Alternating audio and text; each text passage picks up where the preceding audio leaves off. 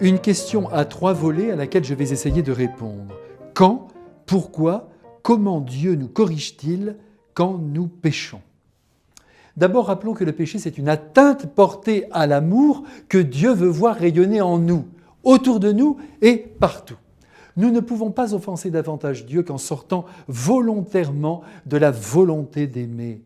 Le péché, disait l'écrivain Drieux-La Rochelle, c'est le manque de profondeur. Et c'est une très belle définition, car vivre à la surface de soi, c'est pécher. C'est être superficiel. Si tout ce que nous pensons, tout ce que nous disons, tout ce que nous faisons ne sort pas du prisme de l'amour vrai, c'est-à-dire du don de soi au service du bien des autres, nous ne commettons pas de péché.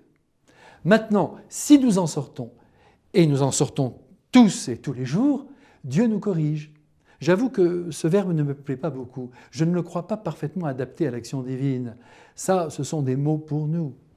Car Dieu croit davantage dans le pouvoir du supplément d'amour offert que dans la sanction.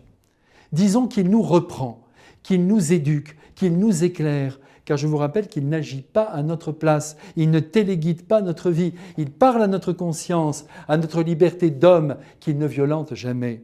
Alors, ceci bien en place, je réponds à la première partie de votre question. Quand Dieu nous corrige-t-il quand nous péchons? Ici, ma réponse est directe. Quand il le juge bon et nécessaire.